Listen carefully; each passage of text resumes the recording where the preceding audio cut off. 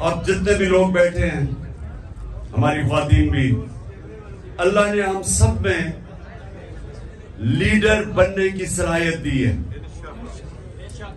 کیونکہ یہ یاد رکھیں، ہم اللہ کی سب سے عظیم مخلوق ہیں، اشرف المخلوقات. تو جب اللہ نے فرشتوں کو کہا کہ انسان کے سامنے جھکو، اور جب ابلیس نے انکار کیا تو اللہ نے کہا فرشتوں کو کہ تمہیں بھی نہیں پتا کہ میں نے انسان کو کتنی صلاحیتیں دی ہوئی ہیں. مشکل اور مسئلہ یہ ہے کہ ہمیں بھی نہیں پتا کہ اللہ نے ہمیں کتنی صلاحیتیں دی ہیں. اور وہ کیوں نہیں پتا؟ کیونکہ ہر انسان کے سامنے دو راستے ہوتے ہیں. آپ جب نماز پڑھتے ہیں تو آپ صرف ایک چیز مانگتے ہیں کہ اللہ ان کے راستے پہ لگا جن کو تو نے نعمتیں بخشی. اس راستے پہ نہیں جو تباہی کا راستہ ہے. تو جو تباہی کا راستہ ہے، نوجوان سنو، یہ ہاتھ ادھر نہ لاؤ، سنو میری بات.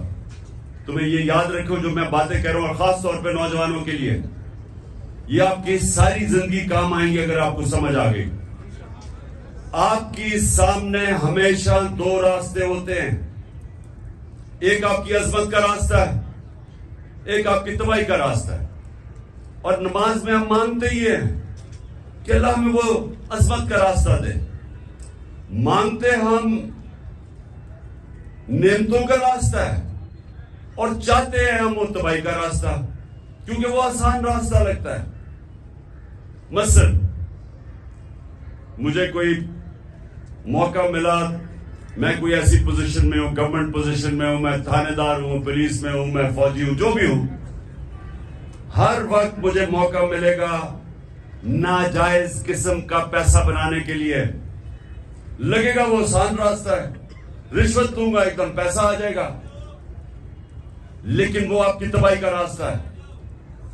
جس وقت آپ وہ آسان، جو آپ کو راستہ آسان لگتا ہے وہ لیں گے، وہ اصل میں آپ کی تباہی کا راستہ شروع ہو جاتا ہے. کیونکہ قرآن کی ایک اور آیت ہے کہ جس چیز کو سمجھتے ہو تمہارے لیے بری ہے وہ تمہارے لیے اچھی ہے، اور جس کو تم اچھی سمجھتے ہو وہ بری ہے. اس کا کیا مطلب ہے؟ کہ جب آپ سمجھتے ہیں کہ یہ بڑا آسان طریقہ پیسے بنانے کا، آپ اپنا ضمیر بیچتے ہیں، وہ آپ کی تباہی کا راستہ شروع ہو جاتا ہے. جو لیڈر ہے وہ ہمیشہ وہ راستہ لیتا ہے جو اللہ کہتا ہے کہ تمہاری عظمت کا راستہ ہے. اور وہ راستہ کس کا ہے؟ کس کا راستہ ہے؟ وہ کس کا راستہ؟ دنیا کے سب سے عظیم لیڈر نبی صلی اللہ علیہ وسلم کا راستہ ہے. اور وہ اس کی بنیاد کس پہ رکھی گئی ہے؟ دو کیریکٹرسٹکس کے اوپر اس کی بنیاد رکھی گئی ہے لیڈرشپ کے راستے میں: صادق اور امین.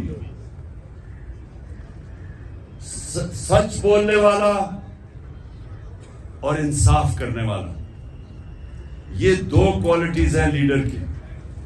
جو بھی آپ میں سے لیڈر بننا چاہتا ہے یہ یاد رکھیں، آپ کو یہ دو چیزیں، سچائی، جھوٹا لیڈر نہیں ہو سکتا. جب جھوٹا لیڈر ہوتا ہے تو وہ لندن میں جو بھاگا ہوا وہ بن جاتا ہے. لیڈر سچ بولتا ہے. سننے روزہ کھلنے والا ہے. سنیں، میں نوجوانوں کے لیے کہہ رہا ہوں، یہ آپ کی ساری زندگی یہ میری باتیں یاد رکھنا. اگر آپ کی پرواز اوپر ہونی ہے، اقبال کا شاہین بننا ہے،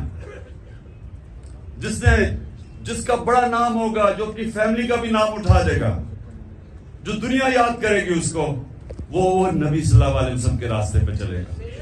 صادق اور امین، سچ بولنے والا.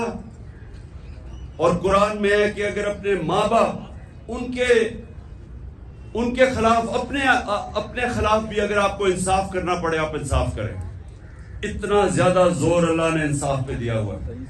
وہ لیڈرشپ کی، جب ایک لیڈر انصاف کرتا ہے اس کی عزت ہوتی ہے، اور لیڈر عزت کے بغیر لیڈر نہیں بنتا. تو یہ آپ نے باتیں یاد رکھنی ہیں کئی دفعہ ہوتا ہے جی وہ میرا دوست کہہ رہا ہے تو چلے میں جھوٹ کا ساتھ دے دوں، میں سفارشی کسی کے لے لوں. جب آپ کسی کا مثلا آپ ٹیم سلیکشن میں سفارشی لے کے آتے ہیں تو آپ کسی کا حق مارتے ہیں. جب آپ حق مارتے ہیں اوپر والے کی برکت نہیں آتی، کیونکہ سارا کامیابی تو اوپر والا دیتا ہے. تو اللہ جب دیکھتا ہے کہ کسی کا کوئی حق مارا ہے، بدنیت ہے انسان، اس کو کامیابی نہیں ملتی.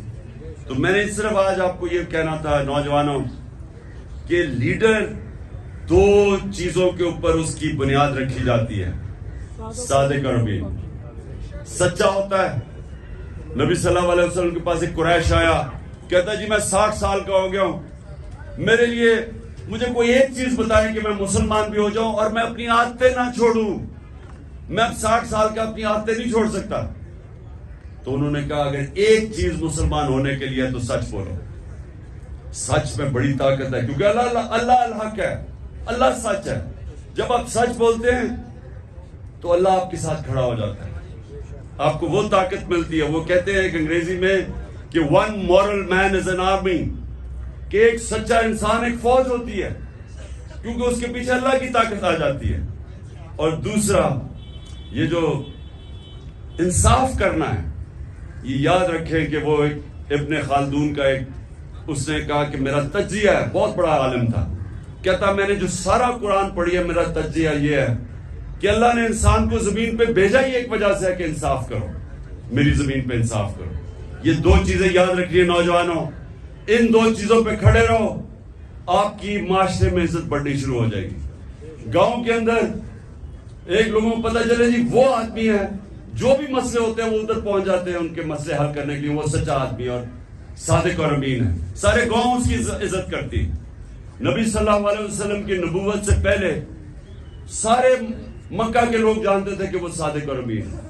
ابھی نبوت نہیں ملی تھی، لیکن یہ خطاب تھا کہ وہ سچا اور ایماندار اور امانتدار آدمی ہے. اس لیے یہ یاد رکھنا کہ دنیا میں اوپر جانا ہے. اچھا یہ سچ بولنا آسان نہیں ہے، مشکل ہوتا ہے، طاقتوں کا سامنا کرنا پڑتا ہے. آپ کے اوپر یہ جو گھر کے اوپر حملے ہو جاتے ہیں، ٹیئر گیس شیلنگ ہو جاتی ہے، لیکن یہ کوئی فکر نہیں، کیونکہ ہمارے نبی صلی اللہ علیہ وسلم نے بڑی مشکلوں کا سامنا کیا تھا. لیکن پھر ان کی جو آج عظمت ہے، اس لیے ہم آج جان دینے کے لیے اس لیے تیار ہیں کہ ان کے کیریکٹر کی وجہ سے کہ وہ رائے حق پہ کھڑے رہے اور آخر میں ساری دنیا ان کے ساتھ ہوگی. دعا کریں گے اور پھر انشاءاللہ روزہ کھولیں گے.